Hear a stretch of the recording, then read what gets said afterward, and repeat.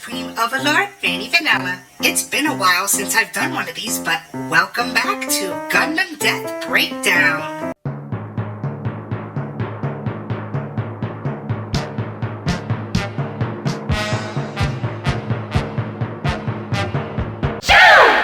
Consider this a season 2 of my Gundam Death Breakdown videos. As you can see, I'm using my VTuber model, and this is going to play a little bit differently than my previous breakdown videos. You can thank Bandai and YouTube for being a bunch of fools. Anyways, I'm excited for who we are breaking down today. Yes, we're still sticking with the Universal Century, particularly in the original Mobile Suit Gundam series. This is bullshit. Don't worry, there's plenty of deaths in Gundam for us to go over. If you want to see a particular one, just comment down below. So who will we be breaking down today? None other than the man, the myth, the legend, Challia Bull. Who? Relax.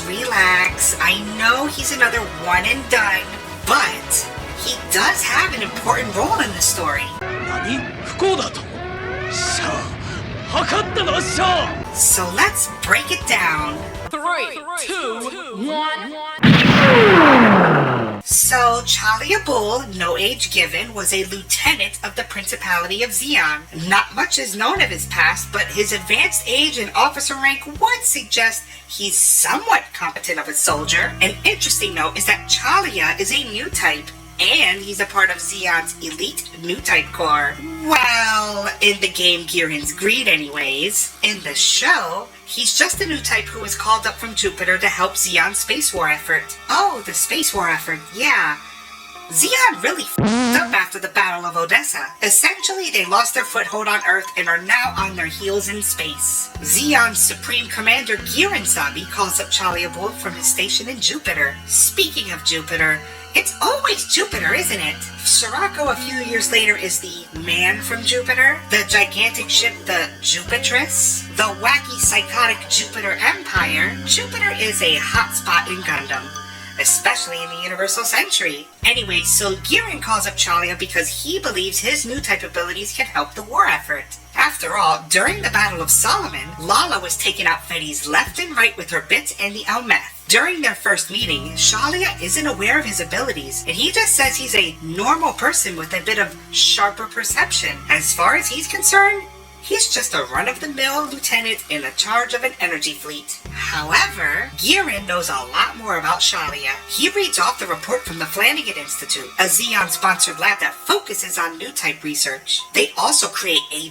buttload of weapons for new types, but we'll get into that a little later. The report details a new type manifestation within Challia. According to this, he is just emerging with his new type power. Before Girin could even mention it, Challia predicts that he will be serving under Challia herself, which kind of spooks Challia, but Girin is more impressed than shocked. Girin mentions a new mobile armor that's been tuned to Challia's specifications. Just as he's about to leave, he tries to read Girin's mind one more time, but he was unable to. You're a rookie at this, Challia. Chill. Girin goes on to ask Challia to think deeper as to why he'll be under Challia. Exactly why? I don't know.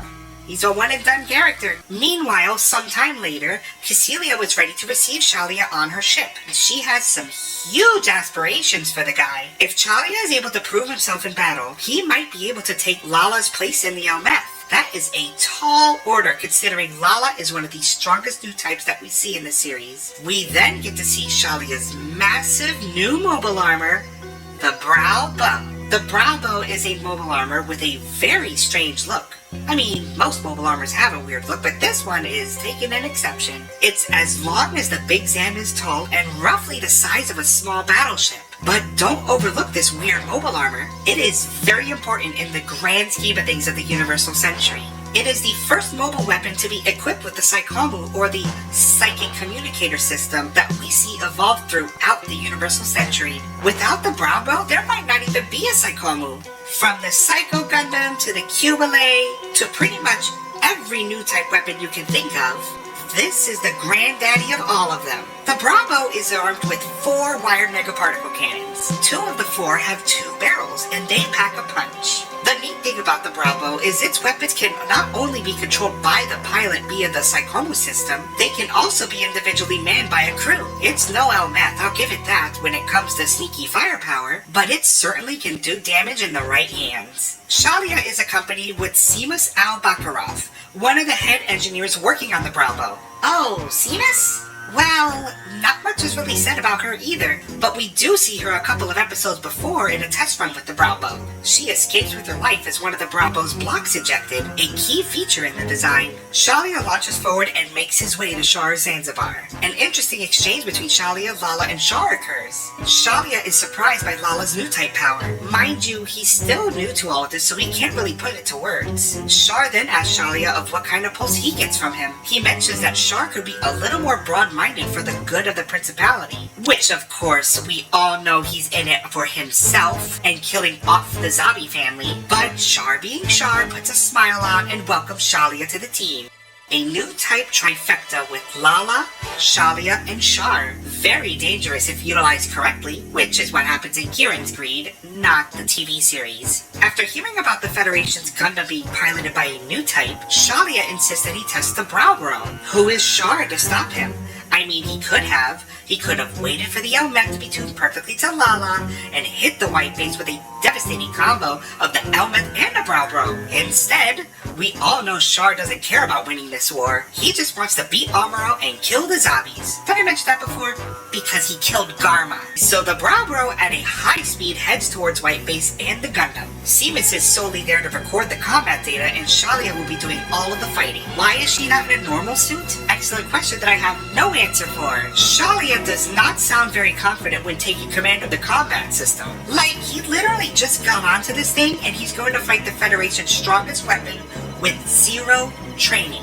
Granted, the controls on this mobile armor are very simple, this is a disaster waiting to happen. Nevertheless, Challia Bull takes Amuro Ray head on.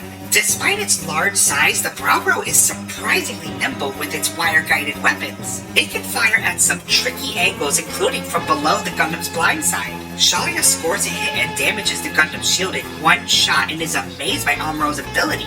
If it was any other Fedi pilot, they would have been obliterated. Just as Challia seems to have the upper hand, help from the white base is on the way. The gun tank, the gun cannon, and the G-Fighter fly in to support the Gundam. By the way, the gun tank in space, it's a funny sight. A tank in space. Who knew? Hayato immediately panics, no surprise there, and thinks there's multiple mobile armors in the battle. Just as Amuro tells everyone to pull back, the Browbro blasts the gun cannon's legs off. Just a smidgen higher and Kai would have been killed here. The Browbro continues its attack and Challia is flabbergasted at the Gundam's ability to dodge. My friend, the plot armor is real. After a few dodges, Amuro blasts one of the Browbro's wired guns. One down, 3 more turrets to go. However, the amount of dodging is taking a toll on the Gundam as it begins to overheat. So not only is the Gundam not reacting as fast as Amuro had hoped, the Browbro is actually pushing the Gundam to its limit. So what can Amuro do? Something that many Gundam fans absolutely cannot stand: new type magic. Whenever you hear the term new type magic or just straight up new type bullshit, it's pretty much whenever the new type protagonist pulls off something that only they can do. In this case, Amuro concentrates and can see the communication lines between the turret bits and the Browbro. Granted, it's not too bad in Mobile Suit Gundam, but with every installment of a Universal Century series involving a new type, the new type magic gets more and more ridiculous. If you're lost, don't worry. We'll jump into plenty of new type magic in future videos. Anyway, so Challia realizes that the Gundam knows where the Browbro is. He calls for Seamus to eject her block of the mobile armor to retreat. The Gundam closes in on the Browbro. Remember, the mobile armor itself has no weapons. Only the wire-guided turrets are its weapons. So if you close in on it, it is a sitting duck. This fatal error is what does the Browbro in. Lieutenant Seamus, retreat!